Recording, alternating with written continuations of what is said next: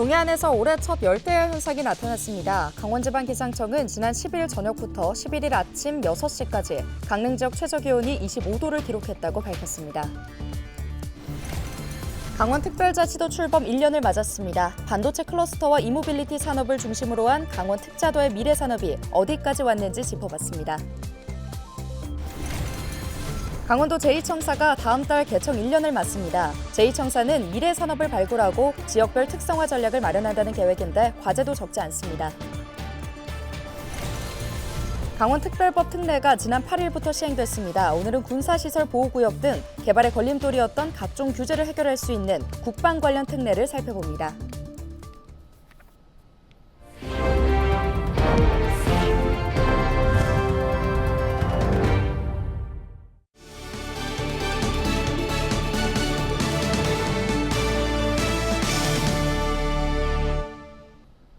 여러분 안녕하십니까? 헬로티비 뉴스입니다. 오늘 헬로티비 뉴스에서는 강원특별자치도 출범 1년을 맞아 특집 뉴스를 준비했습니다. 먼저 강원도가 야심차게 추진해온 반도체 클러스터와 이모빌리티를 중심으로 한 미래 산업이 얼마나 진척되고 있는지 살펴봤습니다. 박건상 기자입니다. 내빈들이 끈을 당기자 흰천에 가려져 있던 반도체 교육센터 현판이 드러납니다. 지난해 3월 문을 연 원주 반도체 교육센터는 강원도 반도체 클러스터 조성의 시작을 알렸습니다. 여기에 불온 일반산업단지가 15년 만에 조성되면서 반도체 기업 유치전이 본격화됐습니다. 그런 반도체 공장을 유치하기 위한 이 모든 것이 과정이다. 이렇게 이해하시면 되고요. 실제로 원주 지역에는 반도체, 소재, 부품, 장비 관련 기업 10곳을 시작으로 최근 2개 기업이 새로 유치됐으며 기존 공장도 증설 계획을 밝혔습니다. 반도체 산업 기반 조성이라는 강원도의 큰 그림에 원주시는 인력 양성에 초점을 두면서 손발을 맞추고 있습니다. 인력 양성은 저희가 교육발전 특구라든지 또 글로컬 대학 그리고 또 저희 원주시가 자체적으로 기업인들과 지금 협의해서 각 교육기관과 협의해서 끌고 가는 게 있거든요. 인재 양성 그런 부분이 저희 계획대로 진행이 되면 경제도시 원주가 실천이 되고 반도체 도시 원주가 실현이 됩니다. 미래산업 글로벌 도시 조성을 위한 또 하나의 축은 이모빌리티 산업. 전기차를 기반으로 한 이모빌리티 산업도 중앙정부와 강원도의 집중 투자를 통해 속도가 붙고 있습니다. 이곳 횡성구를 중심으로 한 이모빌리티 산업은 전기차 제조 공장과 연구 실증 단지를 통한 산업의 집접화를 꾀하고 있습니다. 강원도는 우선 횡성을 중심으로 조성되는 연구 실증 클러스터에 성능 시험과 시제품 제작, 배터리 개발 등 미래차 개발에 필요한 모든 인프라를 오는 2026년까지 구축할 계획입니다. 여기에 자율주행 기술평가 인증 체계를 마련하고 강릉 원주대와 함께 미래차 안전정비 전문 교육기관을 운영하게 됩니다. 이를 통해 기업 유치를 하겠다는 계획입니다. 최대한 지역경제 활성화를 위해서 단순하게 연구센터만 들어선다고 해서 경제가 활성화되거나 이모빌리티 산업이 활성화될 수는 없기 때문에 관련 기업들 유치를 해서 최선을 다하려고 생각하고 있습니다. 계획대로라면 오는 2028년까지 반도체 소모품 실증센터와 신뢰성 검증센터, 또 의료 AI 반도체 센터까지 들어서게 됩니다. 반도체 교육센터의 전문 인력 배출은 자연스럽게 반도체 기업 유치로 이어져 반도체 클러스터가 조성될 것으로 강원도는 내다보고 있습니다. 반도체와 전기차 관련 기반이 조성되면서 미래산업 글로벌 도시 강원도의 모습이 서서히 윤곽을 드러내고 있습니다. 헬로티비 뉴스 박건상입니다. 그런가 하면 강원특별자치도 출범 한 달 만에 강릉에 문을 연 제2청사도 다음 달이면 개청 1년을 맞습니다. 미래산업 발굴과 지역별 특성화 전략으로 영동 지역 발전의 기틀을 마련했다는 평가를 받는데요. 하지만 제2청사의 기능과 역할에 맞는 규모 확대 등 해결해야 할 과제도 적지 않다고 합니다. 최성식 기자가 보도합니다. 강원도가 아시아 최대의 연어 산업화를 위해 추진 중인 한국형 연어 스마트 양식 시험 연구시설. 기반 공사를 완료하고 시험 연구동을 짓는 건축 공사가 본격화됐습니다. 내년 상반기 정도에 저희가 시범 운영을 먼저 진행을 하고 그 이후에 강원도로 이관을 해서 본격적으로 대서양 연어를 생산할 수 있는 기반을 만들도록 지금 준비 중에 있습니다. 대규모 투자 유치를 통해 육상 연어 양식 단지를 만들고 연어 산업 클러스터를 조성한다는 게 강원도의 목표입니다. 지난해 7월 출범한 강원특별자치도 제2청사 글로벌 본부가 개청 1년을 맞았습니다. 지난해 수소 저장운송 클러스터 조성 사업이 기획재정부 예비 타당성 조사를 통과하면서 미래산업의 기틀을 다졌습니다. 총 사업비가 3,100억 원에 달하는데 동해 삼척 지역이 수소를 생산하고 이를 저장해 운송하는 기술을 개발하는 중심지가 될 것으로 기대됩니다. 41년 만에 첫 삽을 뜬 설악산 5색 케이블카 설치 사업도 주요 성과로 꼽힙니다. 시공사 선정을 완료하고 다음 달부터 지주 설치와 상하부 정류장 건설 등 본공사가 추진되는데 2027년 상업 운영이 예정돼 있습니다. 강원특별자치도 글로벌 본부는 개청 2년째인 올해 강원 연권과 영동 남부권 특화 발전 전략을 수립한다는 계획입니다. 동해안 6개 시군의 특성을 반영한 테마형 해양 관광 거점을 조성해 해양 레저 관광을 활성화한다는 전략입니다. 하지만 이달 말에는 태백 장성광업소가 내년에는 삼척 도계광업소가 잇따라 문을 닫으면서 대량 실업과 급격한 경기 침체가 우려되는 상황. 여기에 기후변화 등으로 오징어는 최근 3년 평균 어획량의 34% 수준에 불과하고 주요 어종들도 부진을 면치 못하는 점도 고민거리입니다. 강원도 제2청사로서 조직 규모와 기능, 역할 확대와 장기적으로 신청사 건립도 현안 과제입니다. 영동권 기초자치단체에서 발굴 및 제안하는 지역 특화산업 관련 특례에 관해서 제2청사에서 관심을 가지고 또 협력하고 시와 함께 거버넌스 체계를 구축해서 관광, 해양, 미래 첨단 산업을 성장시키고 발전시켜야 합니다. 특히 제2청사를 그러한 강원도 미래의 경제 신성장 동력으로 역할을 다하도록 확대시킬 필요가 있다고 생각합니다. 강원도는 폐광지역 경제지능 개발 사업의 예비 타당성 조사 통과에 행정력을 집중하고 해양과 관광 분야 등 특화 산업을 적극 육성한다는 전략입니다.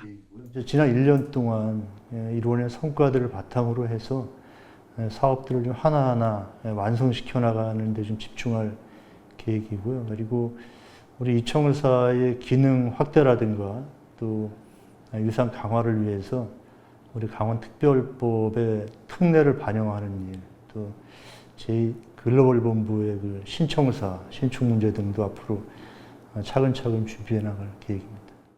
강원특별자치도 제2청사가 영동지역 균형 발전과 미래산업 국제도시 실현에 발판을 만들 수 있을지 주목됩니다. 헬로티비 뉴스 최성식입니다. 강원특별법 특례 시행에 따른 강원자치도의 변화를 살펴보는 기획보도, 오늘은 국방 분야입니다. 강원도엔 군사시설 보호구역 등 갖가지 군 관련 규제로 지역 개발에 어려움을 겪어왔는데요. 이제는 놀고 있는 군부대 땅을 활용하거나 규제를 풀어달라고 요구할 수 있는 길이 열렸습니다. 정승환 기자가 보도합니다. 굳게 닫힌 철문.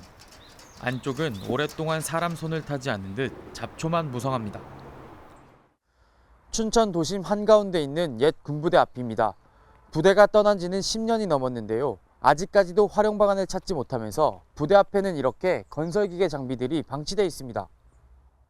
이곳뿐이 아닙니다. 강원도 내 미활용 군용지는 205만 제곱미터, 축구장 280개에 달하는 땅이 놀고 있는데 그동안엔 현황 파악부터가 어려워 제대로 활용하지 못했습니다. 하지만 이제부턴 달라집니다. 강원특별법 특례로 미활용 군용지 현황을 제공받고 자치단체가 그 땅에 대한 의견을 낼 수 있게 됐기 때문입니다. 또 미활용 군용지 매입 시 지자체가 오염 정화 비용을 우선 부담할 수 있도록 해 매각도 빠르게 진행할 수 있게 됐습니다. 미활용 군용지가 발생하고 있습니다. 하지만 해당 시군에서 관련 정보 자료 찾기에 굉장한 어려움이 있었습니다. 이번 법 개정을 통해서 그 미활용 군용지에 대한 정보 제공에 대한 법적 근거가 마련이 돼서 보다 효율적으로 관련 정보를 활용할 수 있을 것으로 기대하고 있습니다. 군사시설 보호구역의 변경과 해제도 적극적으로 요구할 수 있게 됩니다. 강원도 내 군사시설 보호구역 중 96%가 접경지역 5개 군에 몰려 있습니다. 특히 철원군은 행정구역의 90% 이상이 군사구역으로 묶여 있어 개발에 가장 큰 걸림돌이었습니다. 이제는 자치단체장이 보호구역과 민간인 통제선 변경 해제를 건의할 수 있게 되면서 개발에 숨통이 트일 전망입니다.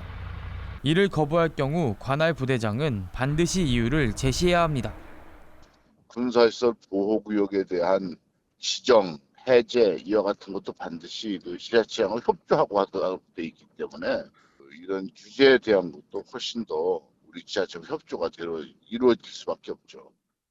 70년이 넘는 세월 동안 국가 안보를 위해 희생해온 접경 지역. 강원특별법 특례가 지역의 새로운 활력소가 될 수 있을지 기대가 모아지고 있습니다.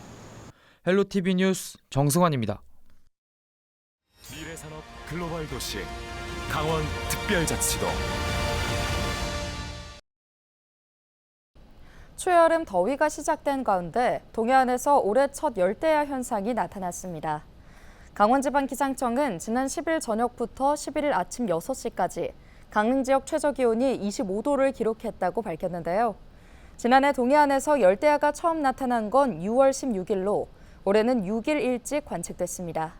열대야는 전날 오후 6시부터 다음 날 오전 9시 사이의 최저기온이 25도 이상으로 유지되는 현상입니다. 강원지방기상청은 당분간 동해안과 산지를 중심으로 낮 기온이 30도 이상 오르는 곳이 많겠다며 건강관리에 주의를 당부했습니다. 강원특별자치도교육청이 교육자치 실현을 위해 강원특별법 3차 개정을 적극 추진하고 있다고 밝혔습니다. 3차 개정안에는 글로벌 교육도시 지정과 국제학교 설립을 위한 특례와 교육자치 조직권 특례, 소규모 학교 급식 운영 특례 등 11개의 교육 특례가 담길 예정인데요. 한편 지난 8일부터 개정된 강원특별법이 시행됨에 따라 도교육청은 강원형 자율학교 운영, 농어촌 유학 운영 등에 대한 특례를 얻었습니다. 11일 오후 12시 30분쯤 강릉시 강문 해변에서 50대 여성이 숨진 채 발견됐습니다. 해경과 소방당국은 물에 사람이 떠 있다는 신고를 받고 현장에 출동했으나 도착 당시 이미 심정지 상태였다고 밝혔는데요. 해경은 여성이 바다에 떠밀려 나온 것으로 보고 정확한 사고 경위를 조사하고 있습니다. 10일 오후 11시 55분쯤 강릉시 교동의 3층짜리 상가주택 건물 1층 식당에서 불이 나 20분 만에 꺼졌습니다. 다행히 다친 사람은 없었지만 주민 6명이 대피했습니다. 경찰과 소방당국은 식당 주방 쪽에서 화재가 시작된 것으로 보고 정확한 화재의 원인을 조사하고 있습니다. 제249회 원주시의회 제1차 정례회 회기가 진행 중인 가운데 더불어민주당 소속 김지원 의원이 열흘간 시의회 출석 정지 징계를 받았습니다.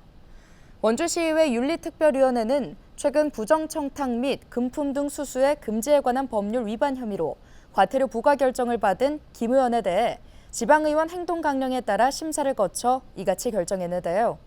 김 의원은 원주시 공무원들에게 계좌번호가 담긴 경조사 알림 메시지를 보내 청탁금지법 위반 혐의로 검찰에 고발됐으며 최근 과태료 40만 원 부과 처분을 받았습니다.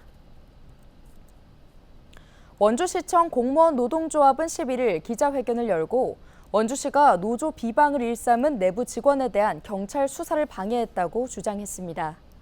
원공노는 이날 회견문을 통해 지난 1월 사내 소통 게시판에 노조 간부에 대한 비방글과 악의적인 댓글이 게시돼 작성자를 상대로 사이버 명예훼손죄로 고소했다고 밝혔는데요. 그러나 피고인 조사 등 제대로 된 수사 없이 불송치 각하됐다며 이는 원주시가 수사기관의 인적 정보 자료 제공 요청을 거부했기 때문이라고 강조했습니다. 원공노는 이에 대해 원주시가 노조 비방글 작성자에 대한 수사를 방해한다는 합리적인 의심이 든다며 원주시의 입장을 밝히라고 요구했습니다. 원주시는 앞서 수사기관의 자료 제공을 협조하지 않은 이유에 대해 사내 소통 게시판이 익명으로 운영되고 있어 개인정보 보호 차원에서 제공하지 않기로 결정했다고 노조에 답한 것으로 알려졌습니다. 오늘 준비한 소식은 여기까지입니다. 함께해 주신 여러분 고맙습니다.